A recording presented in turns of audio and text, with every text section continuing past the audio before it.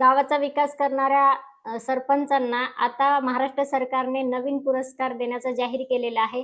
त्यापैकी आपल्या सगळ्यांच्या परिचयाचे असणारे सरपंच म्हणजेच मंगेश साबळे. आता मंगेश साबळेंना सुद्धा महाराष्ट्र सरकारने अत्यंत मोठा पुरस्कार देऊन सन्मानित केलेला आहे आणि तो पुरस्कार म्हणजे मंगेश साबळे यांना तडीपार, हद्दपारची नोटीस दिलेली आहे. जालना जिल्ह्यातूनच हद्दपार.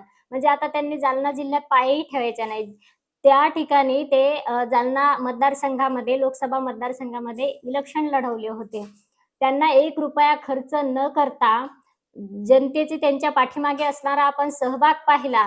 10-10 वर्ष निवडणुका लढवल्या तरी जेवढं मतदान पडणार नाही, त्यांनी सुरुवातीलाच तेवढं मतदान घेऊन दाखवलं. एक साधा सरपंच, जनतेशी जोडलेलं नातं आणि या नात्याच्या जोरावर किती मतदान घेऊ शकतो. बरं हा ईव्हीएम घोटाळा नसता तर तोच सरपंच जालना जिल्ह्याचा खासदारही झाला असता. पण आज पुन्हा त्या सरपंचाची भीती सरकारला वाटत आहे, काही विरोधकांना वाटत आहे म्हणून त्या जिल्ह्यातूनच त्यांना हद्दपारची नोटीस दिलेली आहे. त्या जिल्ह्याच्या हद्दीतच आता मंगेश साबळे यांनी यायचं नाही. बरं मंगेश साबळे एकटेच आहेत का असे सरपंच जे गावाच्या विकासासाठी लढत असतात, गावामध्ये विकास कामे खेचून आणत असतात, त्यासाठी मृत्यूशी झुंज द्यावा लागते असे आंदोलन मंगेश साबळे करत असतात. कारण एखादं काम होत नसेल, प्रशासन त्या कामाकडे दुर्लक्ष करत असेल आणि सरकारचं लक्ष वेधायचं असेल, तर आपल्या अजब आंदोलनाच्या माध्यमातून मंगेश साबळे सरकारचं आणि प्रशासनाचं लक्ष वेधत असतात. आपण अनेक असे आंदोलनं पाहिले मंगेश साबळेंचे, जे पाण्यासाठी आंदोलन होतं. आता पाण्याचा प्रश्न हा माता भगिनींशी निगडीत जास्त आहे, म्हणून ते माता भगिनी बनले होते. म्हणजे वेशभूषा वगैरे महिलांची घेतली होती आणि प्रशासनाचं लक्ष वेधलं होतं, सरकारचं लक्ष वेधलं होतं आणि पाण्याचा प्रश्न सोडवण्यासाठी ते रस्त्यावर कसे उतरले होते. असे अनेक आंदोलन आहेत. कधी विहिरीच्या पाण्यामध्ये बसून, कधी चिखलामध्ये बसून, रस्त्याकडे लक्ष वेधायचं असेल सरकारचं तर चिखलामध्ये बसून मंगेश साबळे यांनी आंदोलनं केलेली आहेत. कधी विजेच्या तारापर्यंत पोहोचलेले आहेत मंगेश साबळे. एखादं काम जर त्यांचं होत नसेल आणि प्रशासनाचं लक्ष वेधायचं असेल, तर जेव्हा मंगेश साबळे यांनी असे अजब आंदोलनं केली, तेव्हा काही मिनिटामध्ये प्रशासनाने मार्ग काढला आणि ते कामं करून दिलेले आहेत. याचा अर्थ आहे की गावाचा विकास करायचा असेल तर तो सहजासहजी होत नाही. तो काही रस्त्यावर घेऊन कोणी बसलेलं नाही सरकार आणि प्रशासन. त्यासाठी सरपंचाला रोज मृत्यूशी झुंज द्यावी लागते त्या गावच्या, तेव्हा त्या गावचा विकास होतो. हाडाचं खत करावं लागतं, रक्ताचं पाणी शिंपडावं लागतं, तेव्हा त्या गावाचा विकास होतो. तेव्हा त्या गावामध्ये लावलेलं विकासाचं रोपटं हे बहर घेतं आणि असेच कामं हाडाचं खत आणि रक्ताचं पाणी करून विकासाचं रोपटं गेवराई पायगा गावाचं फुलवलेलं आहे, ते म्हणजे मंगेश साबळे यांनी. आता गावासाठी आंदोलन करणे हा जर गुन्हा असेल, तर मग या आधी सुद्धा विकासाचे कामं आंदोलनाच्या स्वरूपातून अण्णा हजारेंनी, जेव्हा ग्राम विकासाची पंढरी राळेगण सिद्धी आहे, अशाच प्रकारचे अनेक आंदोलनं अण्णा हजारेंनी केलेली आहेत. मग यांनी एकही आंदोलन हिंसक केलेलं नाही. मंगेश साबळेंनी जे काही आंदोलन केलेले आहेत ते स्वतःच्या जीवासोबत केलेले आहेत. त्यांनी कुणाची हिंसा केलेली नाही, कधी कुणाला मारलेलं नाही. आता साडी नेसून पाण्यासाठी आंदोलन करणे, पाण्याचं भांड डोक्यावर घेणे आणि प्रशासकीय कार्यालयात जाणे, यामध्ये कोणाची हिंसा आहे का? कोणाचा द्वेष आहे का? काहीच नाही. माता भगिनीशी पाण्याचा प्रश्न निगडीत आहे म्हणून त्यांनी माता भगिनीची वेशभूषा केली आणि आंदोलन केलं. आता अण्णा हजारेंच्या जीवनातलं पाहिलं आपण तर त्यांनी विजेसाठी असलेले आंदोलन असतील वगैरे खूप मोठ्या प्रमाणावर ते आंदोलन अण्णा हजारेंनी केले आणि राळेगण सिद्धीच्या विकासाचा वृक्ष त्यांनी फुलवलेला आहे. मग अण्णा हजारेंना तडीपारच्या नोटीस दिल्या का गावासाठी विकास का करताय म्हणून काँग्रेस सरकारने? तर अण्णा हजारेंना काय दिलं? अण्णा हजारेंना काँग्रेस सरकारने पद्मश्री, पद्मभूषण, पद्मविभूषण, वृक्षमित्र, अजातशत्रू, गाव विकासाचा गौरव म्हणून त्यांचा सन्मान करण्यात आला. त्यानंतर समाजसेवक असे अनेक पुरस्कार अण्णा हजारेंना दिलेले आहेत. त्या काळामध्ये जेव्हा अण्णा हजारे चांगले होते, म्हणजे आता वृद्ध आहेत, पण अण्णा हजारेंच्या त्या विकास कामाची जी कारकिर्दीचा कार्यकाल होता, तेव्हाच अण्णा हजारेंना 28 लाखाची रोख रक्कम पुरस्काराची दिलेली होती. अण्णा हजारे आज त्या 28 लाखावरती गोरगरिबांच्या लेकींचे लग्न करतात, गोरगरिबांच्या लेकरांचे शिक्षण दाखवतात, अनेक कामं करतात राळेगण सिद्धीमध्ये. पण आता मंगेश साबळेंना काय दिलेलं आहे ते बघा. आता दुसरे सरपंच आहेत आपल्या डोळ्यासमोर. अण्णा हजारे समाजसेवेतून राळेगण सिद्धीचा विकास केलेला आहे. आता आपण सरपंचाचं पाहू. असे कोणी सरपंच आहेत का ज्यांनी मंगेश साबळे जसे विकास करत आहेत गावाचा, तसं कोणी सरपंच आहेत का? तर ते आहेत पोपटरावजी पवार, नगर जिल्ह्यातले. तर त्यांचं गाव हिवरे बाजार आहे. त्यांनी आपल्या गावासाठी मंगेश साबळेंसारखीच विकासाची कामं केलेत. अगदी रस्त्यावर झिजून, रस्त्यावर उतरून रात्रंदिवस कष्ट घेतलेत गावासाठी. मग त्यांना तडीपारच्या नोटीस दिल्या का तत्कालीन सरकारने? अर्थातच काँग्रेसच्या सरकारमध्ये या लोकांनी गावाचा विकास केलेला आहे 2014च्या आधी. तर यांना काँग्रेस सरकारने कधी जेलमध्ये घातलं का? कधी त्यांच्या आता नगर जिल्ह्यातून हद्दपारची नोटीस दिली होती का काँग्रेस सरकारच्या काळात त्यांना? तर पोपटराव पवारांना काय दिलं? तर पोपटराव पवारांना सुद्धा अण्णा हजारेंसारखे अनेक पुरस्कारांनी सन्मानित केलं. एवढंच नव्हे तर आदर्श गाव समितीच्या मोठ्या पदावरती घेण्यात आलं होतं. आदर्श गाव महाराष्ट्र राज्याची समिती, पूर्ण एक समिती नेमली महाराष्ट्र सरकारने आणि त्याच्यामध्ये नेमणूक केली पोपटराव पवारांची. आणि महाराष्ट्रामध्ये कुठेही आदर्श ग्राम चालू असेल, आदर्श गाव काम चालू असेल कुठे, कोणी एखादे सरपंच म्हणत असतील आम्हालाही आमचं गाव आदर्श बनवायचं, तर पोपटराव पवारांना तिथे पाठवण्यात यायचं. अशा अनेक चांगल्या चांगल्या पदांवरती पोपटराव पवारांना घेण्यात आलं. अनेक पुरस्कार दिले. आपण जर कधी हिवरे बाजारला गेलात तर त्यांची पुरस्काराने जे एक मोठा हॉल भरलेला आहे, त्या हॉलमध्ये सुद्धा मावत नाहीत एवढे पुरस्कार आहेत. बरं, अजून पुढे एखादे सरपंच, हे झाले पश्चिम महाराष्ट्रातले. आपल्या मराठवाड्यामध्ये मंगेश साबळे मराठवाड्यातलेच आहेत. आपल्या मराठवाड्यामध्ये छत्रपती संभाजीनगरमध्ये अगदी जवळच संभाजीनगर पासून असणारे भास्कररावजी पेरे पाटील पाटोदा गावचे, हे सुद्धा काँग्रेसच्या काळामध्ये विकास केलेले चांगले नावाजलेले सरपंच आहेत. काँग्रेस सरकारने त्यांना छत्रपती संभाजीनगरच्या हद्दीतून हद्दपार होण्याची नोटीस दिली होती का? तर अर्थातच आपल्याला नाहीच सापडेल. कारण का? तर आपण कधी पाटोद्याला गेलेत आणि भास्करराव पेरेंसोबत तुम्ही बसा, त्यांची ग्रामपंचायत बघा.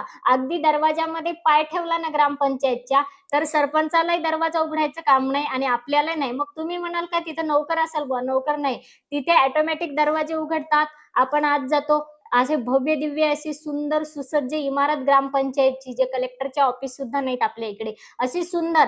तिथे बसायला अतिशय स्वच्छ आणि सुंदर आरामदायी अशा खुर्च्या, ग्रामसेवकची कॅबिन वेगळी, सरपंचाची वेगळी, आलेल्या पाहुण्यांसाठी वेगळी व्यवस्था. एवढंच जाऊ द्या, हे तर हॉल झालं, सरपंचाची बैठक व्यवस्था झाली, पाहुण्यांची बैठक व्यवस्था झाली.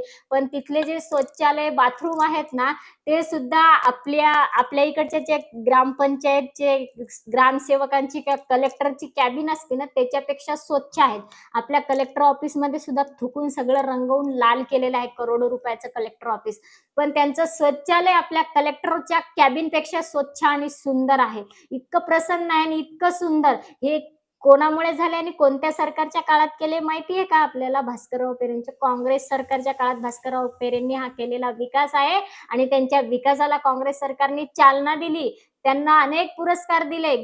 हे जे सरपंच आहेत ना विकास केलेले, या प्रत्येक सरपंचाच्या गावाला राष्ट्रपती पुरस्कारांनी सन्मानित केलेले, या सरपंचांना राष्ट्रपती पुरस्कारांनी सन्मानित केलेले आहे. यांचे दिल्लीमध्ये गौरव सोहळे घेतलेले आहेत. इतका सन्मान यांचा केलेला आहे. यांना वेगवेगळ्या चॅनलवर बोलवून घेतलं सरकारने, यांच्या मुलाखती द्यायला लावल्या, जेणेकरून संपूर्ण महाराष्ट्राला, संपूर्ण भारताला माहिती झालं पाहिजे गावाचा विकास कसा केला पाहिजे, गावाचा सरपंच असावा तर कसा असावा, हे तत्कालीन सरकारने संपूर्ण महाराष्ट्राला दाखवून दिलेलं आहे. का दिले बरं यांना पुरस्कार? तर यांच्याकडे बघून अनेक सरपंचांना ऊर्जा मिळाली पाहिजे, अनेक सरपंचांना आदर्श मिळाला पाहिजे, यांच्याकडे बघून प्रेरणा मिळाली पाहिजे आणि यांच्या प्रेरणेतून अनेक सरपंचांनी महाराष्ट्रातल्या आपल्या गावांना आदर्श ग्राम बनवलं पाहिजे. सुंदर स्वच्छ गाव असं बनवलं पाहिजे. आरशासारखे लखलखीत असे स्वच्छ निर्मळ रस्ते, हिरवेगार झाडं, फळाफुलांनी बहरलेलं गाव, समृद्ध गाव यांनी बनवलेलं आहे. ह्या दोघा तिघांची प्रेरणा घेऊन, ह्या दोघा तिघांचा आदर्श घेऊन मंगेश साबळे अशाच प्रकारचं काम करायला आपल्या गावामध्ये निघालेले. एक तरुण सरपंच, उंड नेतृत्व, ज्यांना अजून बाहेरचं राजकारण काहीच माहिती नाही, पण राजकारणात राहून काहीतरी मला करायचे, गावाचा विकास करत करत महाराष्ट्रासाठी सुद्धा काही करण्याची जिद्द उराशी आहे. आता तरुण सरपंच म्हणल्यानंतर थोडंसं रक्त सळसळतं असतं. जे लोक भगतसिंगांकडे रोज बघतात आणि भगतसिंगांचं दर्शन घेतात, भगतसिंगांना आदर्श मानतात, त्यांचं रक्त सळसळणारच थोडंसं. आणि म्हणून मंगेश साबळे चं जे आंदोलन आहे प्रशासनाचं कंटाळून जातं ना. आता काँग्रेस सरकारच्या काळामधलं जे प्रशासन होतं, तर ते काँग्रेस सरकार जसं संयमी, शांत त्यांना वागावं लागतं गांधीजींच्या विचारधारेनुसार, तसं प्रशासनाला सुद्धा वागावं लागायचं. थोडी प्रशासकीय माणुसकी होती. कारण आपण काँग्रेस सरकारच्या काळामध्ये कधीही प्रशासकीय ऑफिसमध्ये गेलात, तर आपल्याला प्रशासनातले लोक खुर्ची द्यायचे बसायला. या म्हणायचे, "काय काम आहे?" म्हणायचे. कधी लहान लेकरू जरी गेलं ना, तर प्रशासकीय अधिकारी बोलायचे. कारण तेव्हा प्रशासनाला आणि प्रशासकीय अधिकाऱ्यांना थोडं अवकातीत ठेवलेलं होतं. त्यांना मोजका पगार दिला जायचा कामापुरता आणि कामं सुद्धा कामापुरतेच दिल्या जायचे. पण आता तसं नाही. आता गरिबी श्रीमंतीची दरी वाढवण्यासाठी 2014 नंतर काय केलेलं आहे, एक पारडा असा कचकन जमिनीत जमिनीत दाबले पाय देऊन आणि एकाला असं वर उचललंय, तर वर उचललेलं जे आहे ना, ते आहे आपलं प्रशासन आणि ज्यांना असं पाय देऊन खाली दाबलं ना, पाताळात घातलं, ते आहेत आपला शेतकरी ग्रामीण वर्ग. ग्रामीण वर्गाला, शेतकरी वर्गाला, जनतेला, मतदारांना असा पाय देऊन दाबलंय सरकारने, खाली चिखलात, पाताळात घातले आणि प्रशासनाला लाखोचा पगार देऊन 8वा वेतन काय, 7वा वेतन काय, 100वा वेतन द्यायलेत. आता हे तयार आहेत बसलेत. लाखाच्या पार पगारी केल्या त्यांच्या आणि त्यांना असं पारडं वर उचललं, एकाला वर उचललं तर एक खाली जाणारच आहे. आणि जेव्हापासून यांच्या पगारी लाखाच्या पार केल्या ना, तेव्हापासून हे सरपंचाला सुद्धा मोजणते चालेत.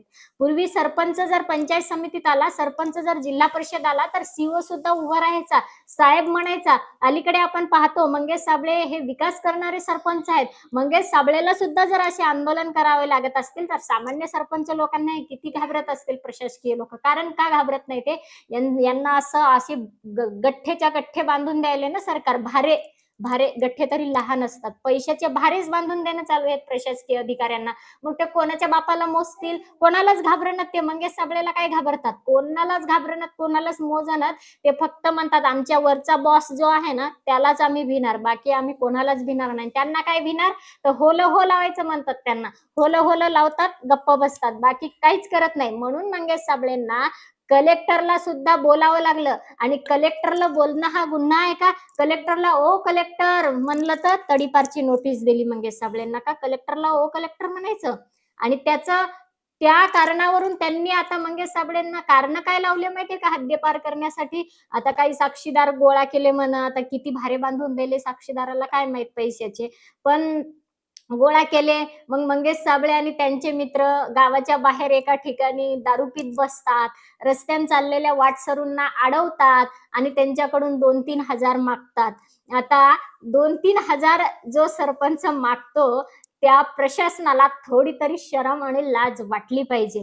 अरे, तुमच्या प्रशासकीय ऑफिससमोर, तुमच्या पंचायत समितीच्या ऑफिससमोर मंगेश साबळेंनी नोटांची माळ अशी घालून ते पैसे असे तुमच्या अंगावर फेकले होते प्रशासकीय अधिकाऱ्यांच्या. कारण त्यांना गावाच्या विकास कामांच्या फायली पुढे नेण्यासाठी सरपंचाला टक्केवारी मागत होते प्रशासकीय लोक तिथले. आणि तिथल्या जे गटविकास अधिकारी हे जे आहेत, तिथले एक लेडीज होती गटविकास अधिकारी, त्यांना सुद्धा मग नंतर धारेवर धरण्यात आलं होतं सरकारकडून. का का टाकले होते मंगेश साबळेंनी हे पैसे प्रशासनाच्या अंगावर?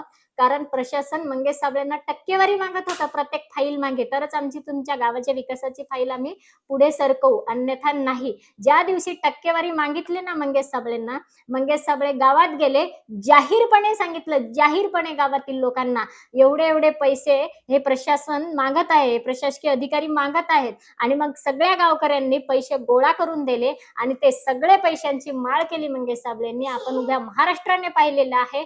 आणि तिथूनच मंगेश साबळे सगळ्या ह्या आंदोलनापासून सगळ्या महाराष्ट्राला माहिती झाले, की मंगेश साबळे आपल्या गावाच्या विकासासाठी काहीतरी रस्त्यावर उतरून काम करत आहेत. हे त्यांचं आंदोलन तेव्हा सगळ्यांना माहिती झालं होतं.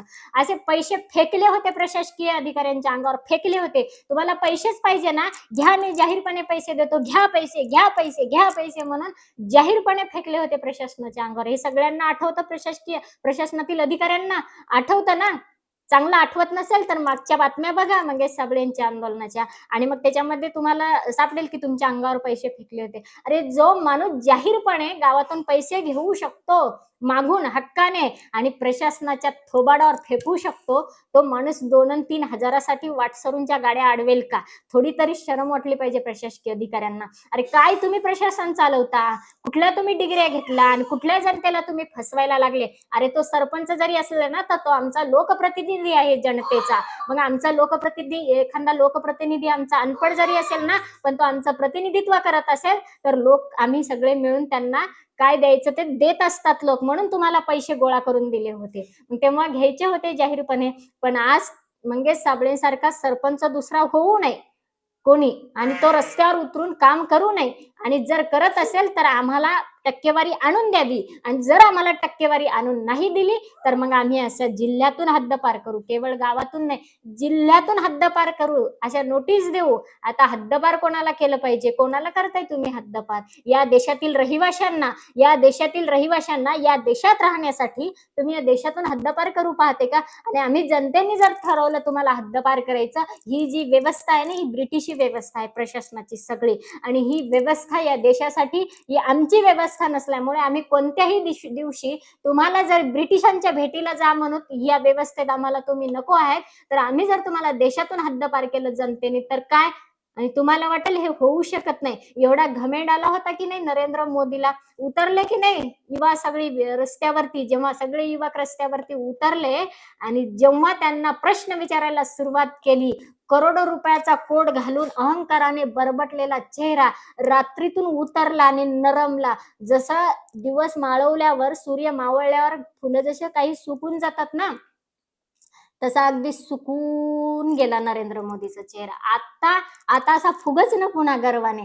तसं होईल प्रशासनाचं. जर इथली जनता जर रस्त्यावर एकदा उतरली, आणि आता म्हणू नका की जनता एकत्र येत नाही. कसे आले नाही युवा, सर्व भारत देशातून एकत्र आले आणि कसं मुरझवलं नरेंद्र मोदीच्या चेहऱ्याला, तसं या प्रशासनाला सुद्धा करेल. म्हणून हद्दपार कोणाला करताय तुम्ही, याचं जरा भानावर या. येथील विकास करणाऱ्या सरपंचाला हा जर हद्दपारीचा पुरस्कार देण्यात येत असेल या सरकारकडून, तर आता बाकीच्या सरपंचांनी गावाचा विकास करण्यासाठी तयार राहा. कारण तुम्हाला सुद्धा हद्दपारीच्या नोटीस येतील. गावाचा जर विकास कराल तुम्ही, तर हद्दपारीच्या नोटीस घ्यायला तयार राहा मग आपापल्या जिल्ह्यातून. हाच संदेश या ठिकाणी सरकारला द्यायचा आहे का? हा प्रश्न आता संपूर्ण महाराष्ट्रातील जनतेच्या मनात निर्माण होत आहे. आणि म्हणून आता युवकांनी येथील येणाऱ्या निवडणुकांमध्ये सरपंच होण्याचं स्वप्न सुद्धा बाळगू नये, हा सुद्धा संदेश देण्यात येत आहे का? निश्चितच बंधू भगिनींनो, आपल्याला काय वाटतं ह्या सरकारच्या या गोष्टींबद्दल, ह्या अशा दुष्कृत्यांबद्दल आपली प्रतिक्रिया कळवा. मंगेश साबळेंचं जे काम आहे ते गाव विकासाचं आहे, आणि म्हणून या सरकारने त्यांना तडीपारची नोटीस देणे योग्य की अयोग्य, निश्चितच आपलं मत कमेंटमध्ये नोंदवा. पुन्हा भेटूया अशाच एका नवीन विषयावरती. तुर्तास येथेच थांबू. व्हिडिओ जास्तीत जास्त शेअर करा, लाईक करा आणि शेअर करा, आणि सबस्क्राईब करायला विसरू नका. जय हिंद, जय भारत.